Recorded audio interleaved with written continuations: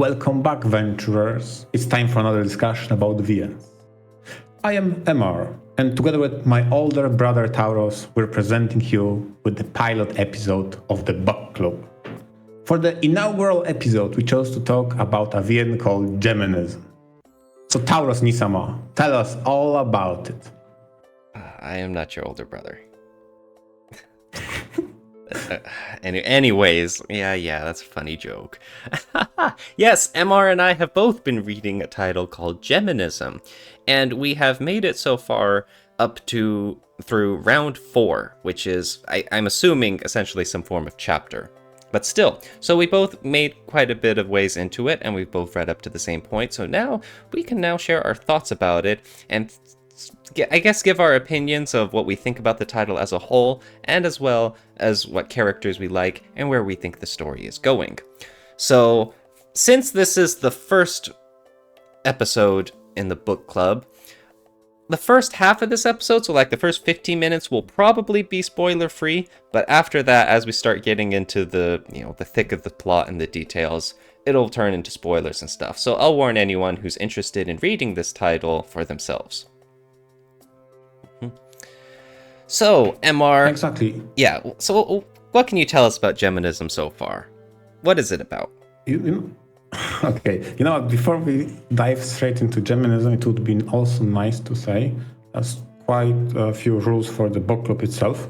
So this is our initiative to read in parallel the same VM, and we deliberately set ourselves some guidelines to stop at the same time. So it's not like we talk about round 1 to 4 knowing what's ahead. No, we quite literally stopped in the same point right after round 4, which is, like you said, most likely equivalent to some sort of chapters. Stopped, and now it's exactly the point in which we discussed. To our viewers, if you want to have the same perspective, you can skip this episode, read the title up until this point, and then come in, join up, and you'll have the same perspectives as we do have right now, this moment. We don't have a set schedule by which we'll make another episode, but we'll try to put a period by which we stopped for the next time. So similar to how we did this here, round 1 to 4, most likely in the next episode we'll have another milestone by which we stop to discuss the story so far. Now we go to Geminism proper. Yeah, exactly. And now we go to Geminism proper. So this is a story about, I guess, 2 twin sisters who are in a death match between each other. So I already see some Tauroisms that you have some sort of ritual of Holy Grail, joint happiness, in which you fight the other party in order to win some sort of prize. If only that would be a murder mystery, I would already knew this has Tauros all over it. Shush. Yeah, the premise is intentionally it's a little bit vague and open-ended, but the gist of it is that, yes, there are the 2 twin sisters who are locked in a repeating fight to the death. And each time one of them wins, they reclaim parts of their body for themselves. So, it implies that there is only one body, only enough body parts for one of them, and the 2 of them need to fight over it over and over again. Although we are in the dark about how this situation came into place, why they suddenly seem to only have enough body parts for one of them, who are the 2 other mysterious men who are overseeing this, and what the eventual endgame of this joint happiness thing is. And so there's a lot of questions still up in the air, and I think it's a very interesting premise. At least it's very unique. I agree. I gotta say, I need to mention it now, that this game has a weird settings problems with its defaults. So the first thing I did, and thanks for pointing that out at the start also, that to dive immediately into settings, I had to readjust the defaults for sounds because it was all over the place. I couldn't hear anything the characters say. The balance between background music to character voices was all whack. And in that moment, why I'm diverging from the setting is in the bottom right panel in the settings, before the story even started, it says status or situation, or it says literally situation with two characters, main characters, the twin sisters, possession of body parts presented. So already, because the sound was so out of whack, so uneven, so unbalanced, I had to dive into settings and I see, wait a moment, what is this chart? Yeah, that actually is pretty cool, is that they have a status on the, I guess, option screen or the pause screen or whatever. You know, kind of similar to like Fate Stay Night or whatever, how you would keep getting more information about the others and it would update their stats and knowledge and weapon info and stuff. That's cool. But oh my god, yeah, it's not like we're like audio snobs or anything, but this was like the first VN I've ever seen where I immediately thought, oh my god, I need to adjust these volume levels, like the music and the sound effects and the character voices, and I'm like, I've never had to adjust this stuff myself, but I don't know what happened with Geminism. Its defaults are whack. I'm still honestly fiddling with it, and I kind of don't want to. Exactly. I feel like in the past, there were some titles I've adjusted slightly. For example, I preferred slightly quieter OST, especially when characters were talking, so I can hear their intonations better. Fine. So it happened in the past, but not to the same degree this title demanded of me, in which I just couldn't completely hear the characters speak. So I was, what did you say? It was doubly so that first few verses were somewhat muted, whispery, not necessarily a full-on whisper, but they were like low intonation, like there's some mumbling, but like it compounded that freaking problem. Yeah, the characters like talking. Said, oh, yeah, go. Yeah, and like you mentioned, I don't think I fixed it completely because every time I boot it again, I feel like it's still something not quite right as I would like it. But at this point, I just don't care enough to keep switching. I guess I'll get accustomed to this and move on. Yeah, jeez. Also, if the VN has options to run in 30 FPS or 60 FPS, and the default is 30. And apparently, every time I open up this VN, like I boot it up from the start, it defaults back to 30 FPS.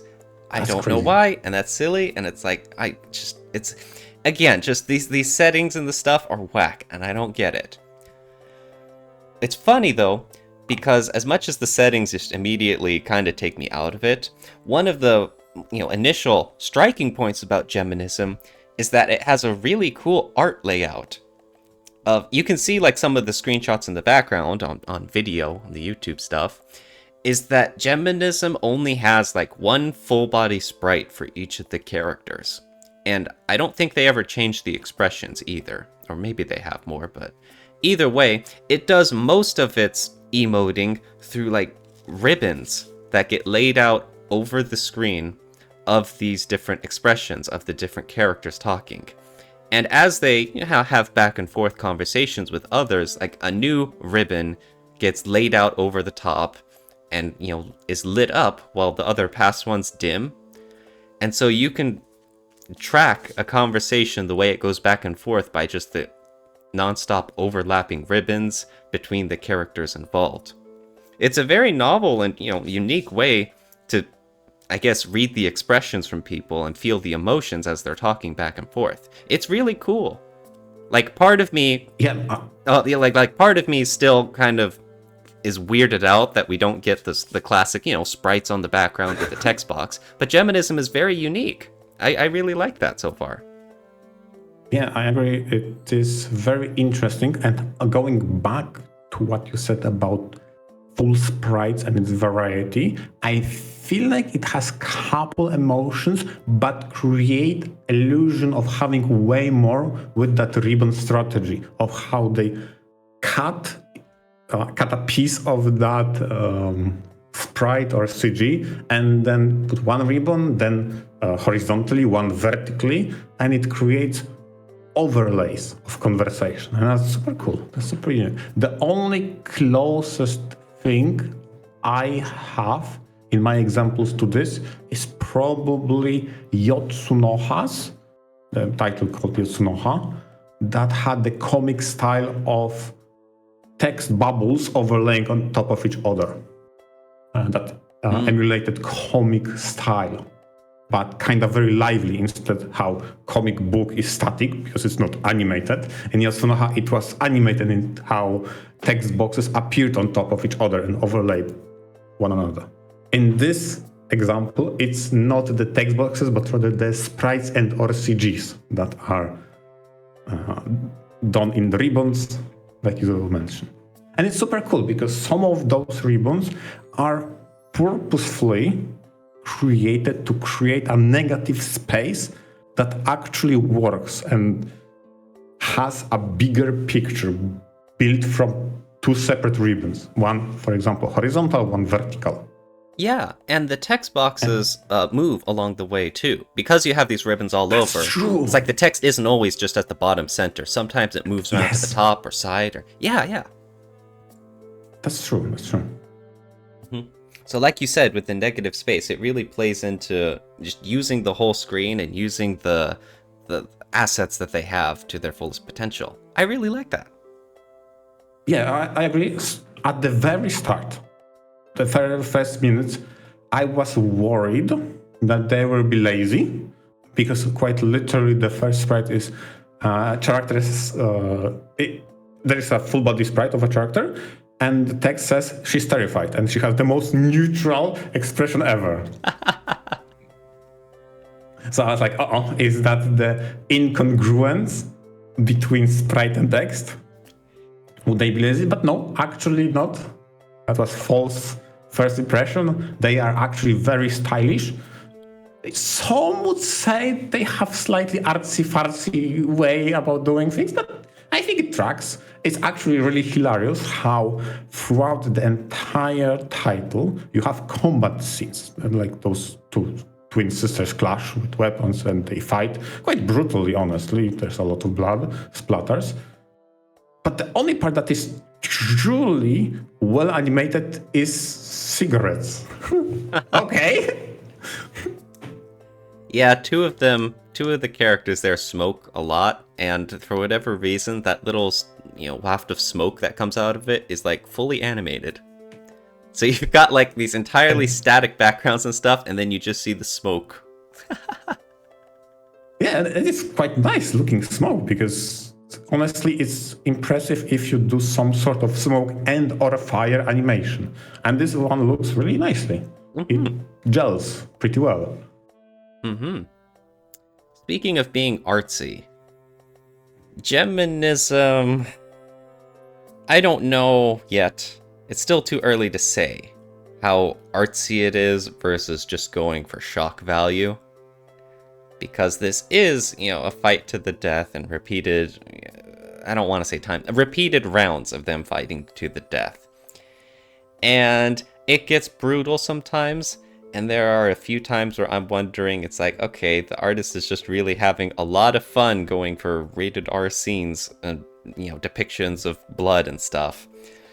Versus how much is this actually tying into, like, any story or literary themes or stuff? I don't know. I'm not entirely sold yet.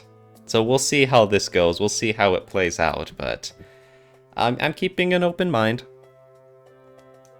True, okay. Honestly, the whole idea of swapping body parts as a prize for winning in the round is like makes me scratch my head. Where is this going? Honestly, I don't know. So far, okay, it doesn't seem like they use the same level of logic that was behind Fate Stay Night ritual, in which all manner of advantage was tactical, and I was hoping, oh, maybe because you won a second leg, you're gonna outrun the opponent. But like, it doesn't really follow up on having both legs, apparently. God, yeah, that's... And the only... Yeah, go for it, yeah. The only thing that really happened is those two... I almost call them masters to compare to Fate. Those two people who help each of the girls suggest that there's some sort of sensations in the lost limbs, kind of like a phantom pain. For those who don't know, phantom pain is a pain for a limb you don't have. And those two characters have missing body parts that are some sort magically filled by phantom limbs that have some sort of stimulus based upon the original limb that is maybe not in your possession. Some weird thing that I don't know necessarily where it goes. And so far, the only prominent use of that was erotic. So I'm like, really, please don't tell me there's more to that than just that. Just the H. Oh boy. Yeah, like... We'll see. Please tell me there's more. Okay. So, I mean, I guess at this point we can start talking about the spoilers and stuff. So, for anyone interested in Geminism, so far, big points for style. I do very much appreciate that. So, we'll see where the rest of it goes. And so far, I tentatively encourage other people to check it out. Exactly. My thoughts, exactly. As for the more spoilery stuff that we've gotten to so far, clearing through round 4, like you mentioned, yeah, that's one of the big things that I'm getting disappointed with, is that there isn't much talk or strategy or focus on the whole fighting part of it. Like the same thing here. I thought that, oh, she has 2 legs. Okay, that'll be a factor in how their next fight goes, and it just didn't really. And I was like, okay, that's a letdown. So disappointed that the next fight, after having both legs, is a draw, timeout. Like, what? Oh my god! I was thinking maybe, given the fact one of the characters have better balance using legs, then she will use that as a leverage and advantage to, I don't know, trip, maybe wobble the opponent or take her off balance. So I'm like, maybe that plays a role. No, it's like nothing matters from that. Now, to be fair, it's like they still have usable limbs. It's not like, missing both your legs means you're walking with limps or you could barely get around. So I mean, it's not to that extent, but still, I thought, like I said, I thought it'd be a factor. I thought there would be some point to it, Multiple times it has been stated that having a limb gives you a better control over it or better feel for it. So you could derive from that maybe having both legs gives you some sort of advantage because you can better use that in the fight. I'm not saying that the opponent would be totally paralyzed, but rather you have some sort of advantage of having full layer control over it, or maybe better response from your limbs that you possess. Yeah, so, like if it was so far, like if it was up to me, then I would totally write the story so that it would be much more of a factor, like you said. But I mean, yeah, I wish it was like that too. Yeah. Yeah, and so far I'm kind of disappointed because okay, fine, I accepted, regrettably, that limbs don't really factor that much in fight. Okay, fine, I'm disappointed, sure. So at least make weapons matter. And I'm like, and with that it's like, okay, have a newspaper and make a brass knuckle with that. Like, I don't know. It's weird with weapons, okay? It is. I mean, I do appreciate that, though, because Awasumi is very poor. I mean, he can barely make money because he doesn't really have a job. He just has to keep taking the odd jobs at his house and stuff. So, I do like that the whole money aspect is a factor. I do like, having more money means you can have a lot more options involved, whereas poor Kikyo has to make do with whatever crap she can get away with from like a hardware store, whereas Shinku's out here with frickin' taser and some kick-ass boots and spurs and stuff. And it's like, yeah, that's a huge difference. Absolutely fine. Again, my complaint isn't to the fact that they portray one of the sides doesn't have as much resources and or equipment as the other. There is a clear difference between those two forces. My complaint is more about that Awatsumi doesn't really, how can I say, doesn't care, or at least isn't shown as he would pull all effort into acquiring a better weapon despite the current situation. But even in the brass knuckles made from newspaper, he said, "Oh, I didn't know that it would work." Like, did you not care? It's like your side. Yeah. I mean, I just wanted to point out that I liked the weapon and financial situation, but you are right. It's so far, it's hard for me to care about these characters. It's especially hard with like Awasumi and Tsukishiro, because despite the fact that they're supposed to be the supervisors and stuff, they clearly seem to have some other motives in mind instead of caring about the two girls involved. And that does make for an interesting mystery, because you're like, oh, okay, what's going on in the background? What's their goal? But on the other hand, and like right now in the minute-to-minute combat and stuff, it's like, okay, I'm not really sure why I should get connected to you guys, or why I should care about their relationships with the two girls. Yeah, I mean, you jumped the gun slightly, because I will get to those two guys in a minute, don't worry about it. I did not forget about them. I wanted to focus on the battles themselves before we do that.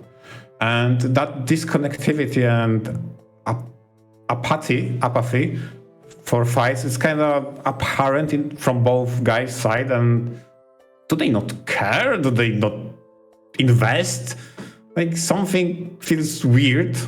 And I can't really invest myself so far. The coolest part about the strategy in fights has to be the taser being the misdirection from the star in the boots. Probably it was the best, because it was tactical and strategical. And it used, it was very cool utilization of fear tactic.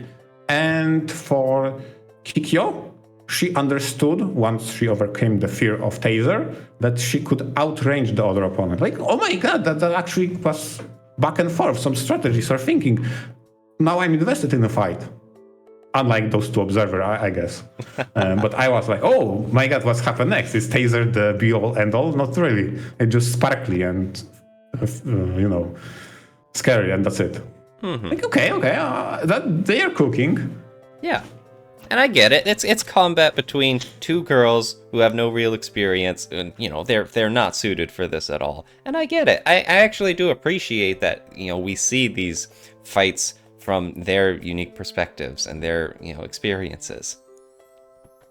It's not just fight scenes just for the sake of fight scenes. It's like we get some emotion and characterization to it. I like that. Yes, but my ultimate point was, it had appeared in fourth round, because in previous round kind of was, I don't want to say lame, but it was solved very quickly. In the first fight, literally Kikyo has been caught and bashed with a bat. In the second round, Kikyo was equipped with a newspaper knuckles, and with a lucky sucker punch, she won. Like, okay, that was fast. Yeah, that's on true. The third, both of them were running in circle until timeout. Like, okay, like, what were those fights? Yeah, no, well, I mean, I like that one. Okay, the first two got it. The third one? Yeah. Okay. Yeah, I mean, sure, it's not entertaining from like a spectator standpoint, but it does its job in the story, and I do like that. Fair enough. Okay, I'll concede that point. But I've been invested the most in the fourth one. Like, I feel like it had all the necessary steps in it, both from preparation that obviously you as a reader didn't know, so they could surprise you. Even since, probably worth to mention, then it appears that in this title, it's an enforced route order in which we could only choose Kikyo, so all the events we see from her perspective, not from her sister, Shinkyu. Right, so it's probably important to mention that we did not know how she prepared to that fight, and we also didn't know how Shinkyu prepared to the fight. So everything in round 4 was a surprise for the viewer. And it worked out well for that, yeah. Very well. Now probably is the moment to go back to the boys. The strange, I wouldn't say benefactors, maybe some sort of supporters. One of which is Awatsumi, Mr. Bandageman, and the other is Tsukishiro. And it's interesting how they are opposites in a lot of aspects, in how Awatsumi is definitely someone who looks rugged, suspicious, but it is quite honorable and principled in a lot of ways. Whereas on the flip side, we have Tsukishiro that is described as like a hot, rich guy. But holy hell, the story sets him up as a rotten piece of shit so far. Yeah. Yeah, that's a cool point of comparing and contrasting them. Yeah, because on the first hand, it's yeah, like you said, Awasumi looks the more suspicious of the two, but the more you get to know him, the more principled he seems to be. He's no angel because there's still the weird lack of caring about the girls. But you know, he's more noble than you expected. And then there's Shiro, who in the story is said to be, he looks hot and he's got a great personality and he seems charming. But I mean, the second you see him, he's got that smug smile on his sprite, and it's like, okay, you know he's gonna be suspicious. Yeah, he has that very punchable face, that's true. Yes. And man, so it's like I said, it's really hard to care about anyone in this story so far. Like we're in Kikyo's route, and so we see everything through her perspective, and so we get to hear her monologues and stuff, you know, her inner thoughts. And so I mean, I guess, you know, she's the most sympathetic character here. But even then, I mean, it's still hard to really come to grips with it or care about her relationship with her sister or what's going on with the two supervisors. And I don't know. Like I said, we only have 4 characters in this story as well. I think the mother showed up now. True. The mother finally showed up, but she's a flashback character. You know, she's only in their memories. And so when you have a small cast like this, you're missing out on all of the different relationships and the varieties involved in a larger cast. True. But on the flip side, with a smaller cast, you really get to explore the characters and their, you know, intricacies more. But so far, we have the small cast, and I do not care about their intricacies. I'm not sure how much we're even getting out of them so far. Maybe it'll change in the future. I completely agree. Yeah. Probably if I were to rank those characters, I'm probably the most intrigued by Awatsumi, because I feel like, except for his apathy, he has a lot of interesting qualities buried deep beneath, and it's actually quite wholesome how Kikyo changes mind about him from being scared, from weird bandage man, to a guy who actually cares even in the little things. Like she mentioned multiple times during her route that Awatsumi cares enough that he doesn't need tanks. He prepares ahead of time some water, leaves her by the bed, etc. Small things like that. Like, okay, that's actually cute and very wholesome. So I wonder why the apathy, right? What is happening? My suspicion is there's something that both Awatsumi and Tsukishiro create between those two sisters. There's some sort of, how can I say it, conflict they are brewing by misunderstanding. There was one scene, I suppose it was in round 4, in which those two parties met at a festival. And it was one opportunity to talk things out, have some clarity, maybe some understanding, but instead there's a lot of mistrust and misunderstanding brewing. And I wonder where that's going. Is there some sort of antagonism that they are trying to lit a fire under between those two sisters? Maybe that's the angle they're going for. currently. Yeah, It's very interesting how those two supporters actively did not try to clear any misunderstanding whatsoever. Now, granted, I would like for that misunderstanding to be a bit more interesting that literally did you bang X person, because gets tiresome right now. Because that's literally the only misunderstanding they are getting higher and higher over, because somehow those two sisters just cannot be honest and talks, okay, listen, you don't understand or something.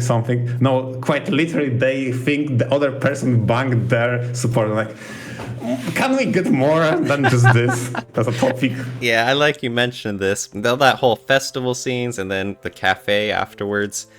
I hated those.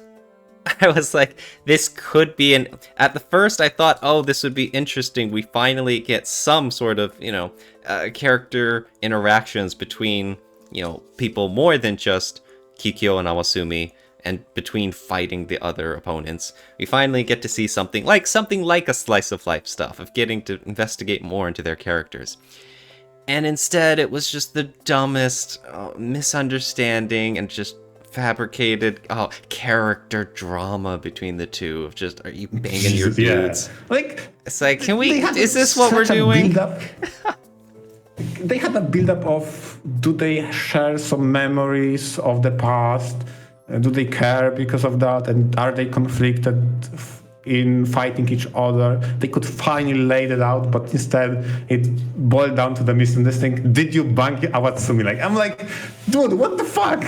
And it's like, okay, like I get it. I guess that could be, there could be deeper meanings underneath it about the relationship. And like I really like the point of Kikyo, realizing that, oh man, this is not fair. It's not fair that I have to work for my meager monies and then she's just living like a spoiled princess.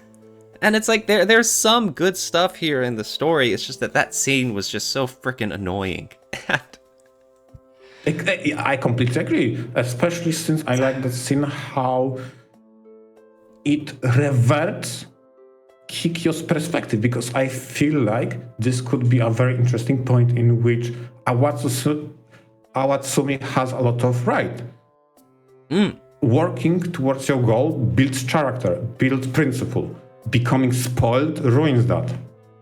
And now she feels unfairness in the situation now kind of devolves from seeing the way Awasumi does things. Like, okay, like there's something there, like there's push and pull. Okay, I see, but please just make it some more elaborate than just, oh yeah, I felt tingles in my stomach. Something is surely happened. Like, this is an arrow VN. You will get the H. No, because I mean, so far it's like this is a pretty good like encapsulation of Geminism so far.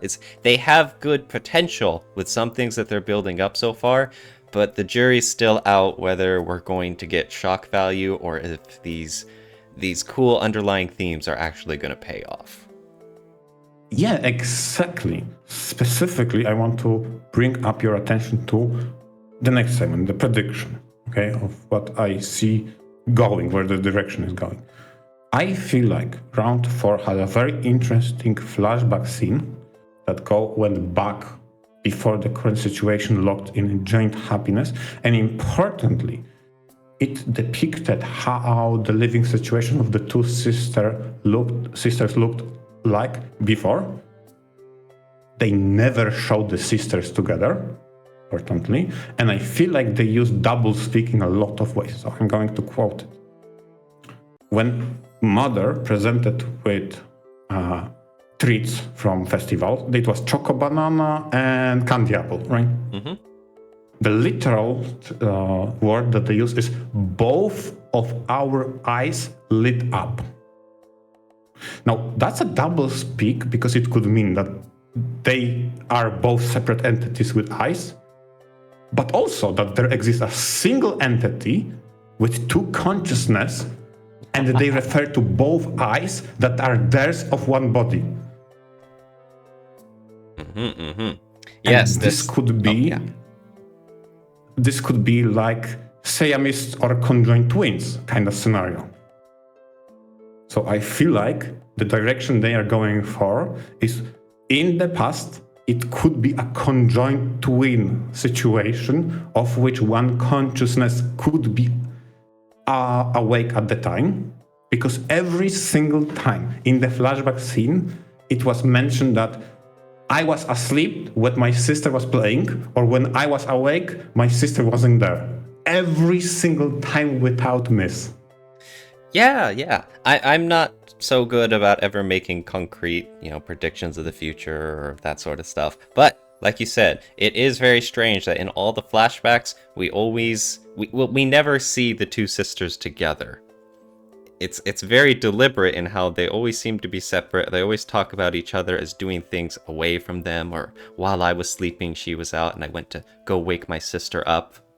This really plays into question just how badly we're getting misled about some of the fundamentals here. And like you said about the whole conjoined twisters, or them sharing like one mind, like two personalities together, that sounds promising. There's definitely something exactly. Something fishy is going on here. If you open settings and count up the limbs, it gives you one body, right? One person, but two heads. That also is like, Oh, interesting. What's you mean happening with that? Okay, they're swapping the bodies, but they both each always have a head. Yeah. I see. Yes. Interesting. They both have head. Right? So it's like, damn, something's there. That has some deeper meaning to it. I don't know what yet, but that definitely means something. You're right. All right, but that's interesting. We'll have to carry some of those thoughts into a future episode whenever we're able to read more about Geminism and also share more of our thoughts. But hopefully everyone here listening enjoyed. This is a new idea for us to try and get some sort of book club going, and Geminism is fairly short and it seemed interesting to the both of us, so this was a great of a title to start our book club project as possible. Yeah, exactly. And thanks to all our listeners. Please comment in the comments if you like that kind of idea. And if you could, don't spoil us ahead. And if you read up until this point, join on. Maybe you have some other crazy wild ideas. And in the meantime, venture out. Venture out.